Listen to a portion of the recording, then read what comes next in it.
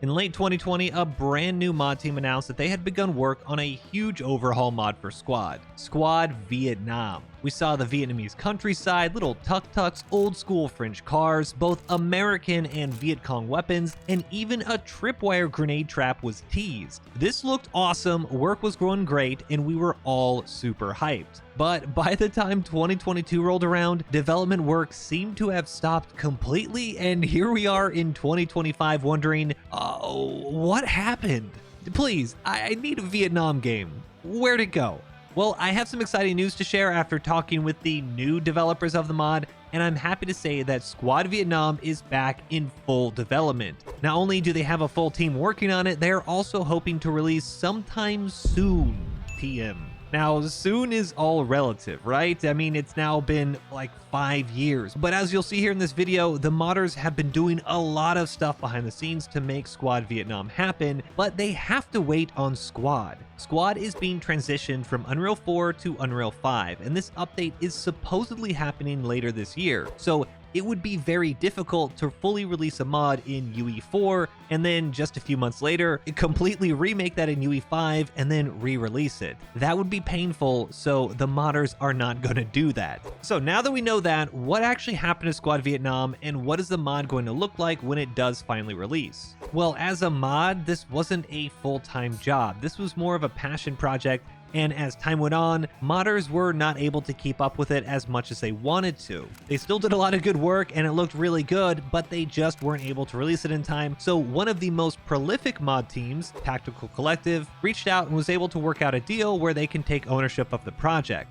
Tactical Collective, or TC, ended up taking over the Squad Vietnam project sometime last year in 2024, and a few months later, they were finally able to start work. Since they have taken ownership of the mod, TC had to go back and look over everything that was done and not just fix things that may need to be brought up to par now that Squad will be transitioning to UE5, but since this is now a new team and new ownership, they have a bit of freedom to add some features that maybe weren't originally considered. But before they were able to do that, the first item on the list was to finish the first map. They didn't just do that, they then made 2 more. Now, if we first look at Kokon, we can see an incredibly dense jungle with rice paddies and Vietnamese villages, as well as a very battle-worn American fire base. But what we don't see in this video is the tunnel system that actually lives underneath the map. This is the only teaser we have of this, and I know the image is a bit pixelated, I guess is a nice way to put it, but stay with me here. This screenshot is from a camera that is underneath the map itself, and the black squiggles you see are actually tunnels. These tunnels look like they cover at least one entire village based on the buildings above and the road, which is outlined in green, and there are more than just entry and exit points in here. Along these tunnel systems, we see various rooms or even dugouts in the side of the tunnels, allowing players to fight off and defend within the tunnels themselves. Although in Squad, Kokon is a pretty small map with all this dense vegetation,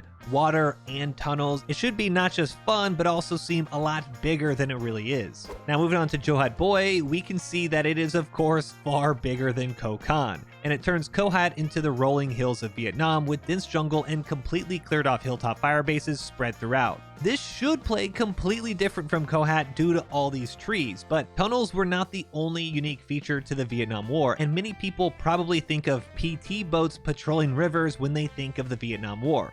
This is Mekong, and it's really just an upside-down version of Sanshin. Now, I haven't seen any PT boat assets just yet, but knowing how Sanshin plays in Squad, you can expect plenty of river combat between fire bases and villages. Now, obviously, with everything we've seen here, it's nice to get excited, but optimization is going to be the big question. The Squad devs have mentioned that they are not just making the maps look good in UE5, but they're also optimizing them with all the new UE5 tools, so hopefully these modders are able to take advantage of these tools as well and make these heavily jungled maps actually playable. It looks great, but if it has like 30 FPS, unfortunately no one is going to play it. But we have more than just maps. although the original devs had announced that we'd be able to play as only the US and the Viet Cong, which would then keep the combat localized to South Vietnam as well as limit the type of equipment we could use. From the images in Discord, we can actually see both the Viet Cong and NVA insignias on the T-54s. On the left tank, we see the NVA red background and yellow star, while the right tank has the Viet Cong red and blue background with the yellow star. Additionally, if you're a bit of a history buff, you should recognize 843 as the infamous T-54 tank, which rolled through the gates of the Saigon Palace during the fall of Saigon in 1975. This also is a bit of a hint that we may be completely deviating away from the initial 1969 timeframe that the previous devs initially set 5 years ago. Now, as much as I enjoy historical accuracy in games, taking the Vietnam War, turning it into a mod, and only selecting 1969 as playable would really be limiting.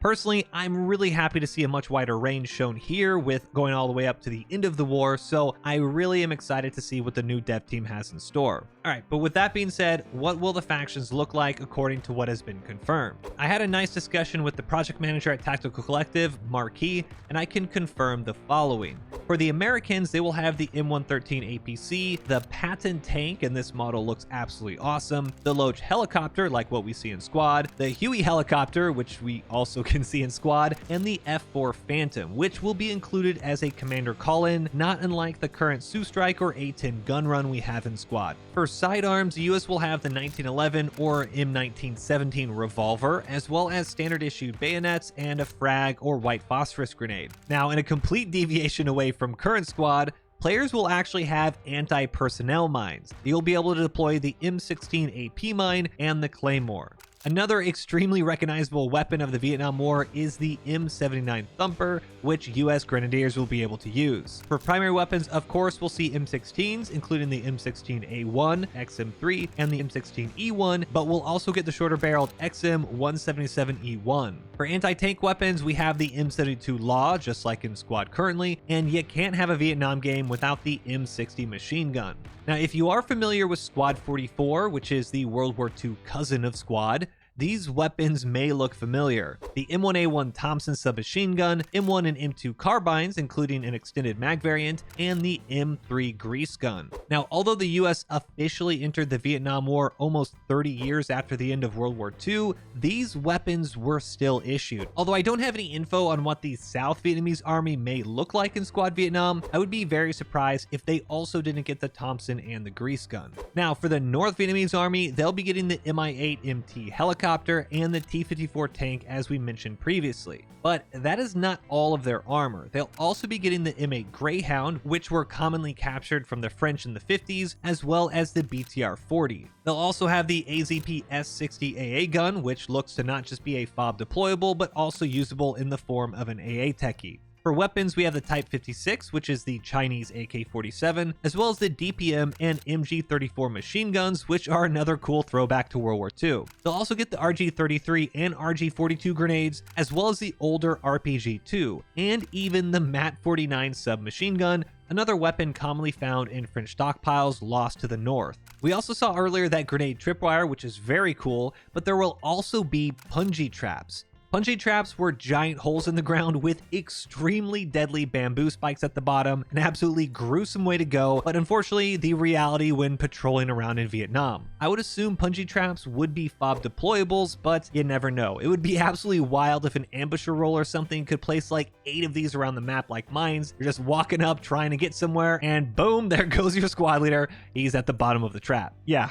Gruesome. There are also a few completed player models, specifically a lot of the US seems to be done, but we don't really have much information yet on the North Vietnamese and the Viet Cong. With that being said, that is all that's been confirmed by Tactical Collective, but I have seen a few comments on Discord that have mentioned potentially adding things like the BAR and 30 cal machine guns, the MAS 36 rifle, and even the MP40. The MP40 might seem a bit weird, but the Soviet Union sold a bunch of these things after capturing stockpiles at the end of World War II. The Vietnamese not only used them, but also there are some special forces for the US which also use the MP40 since it was called a sterile weapon. I would be surprised if the Americans got this, since once again it was a special forces weapon, but it would be cool to see in Squad either way. One thing is for sure, however, and that's that Tactical Collective does seem pretty qualified at making overhaul mods and working with 3D assets and animations. They've already completely shipped 2 mods, and the French faction mod is one of the most feature-complete factions I have seen in all of Squad. The super mod that they've also finished and is still in active development has an enormous amount of custom assets that look good, they work great, and it's really fun to play. Out of all the mod teams in Squad, I am really happy to see that TC is now owning Squad Vietnam,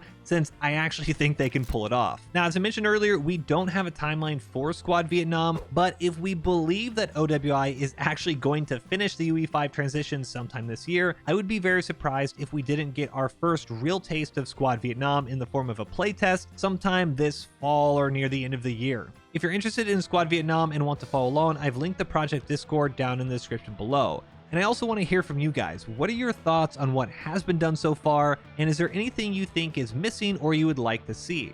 But that's it for me. Fingers crossed I can see you guys in the rice paddies of Vietnam soon. And until next time, peace.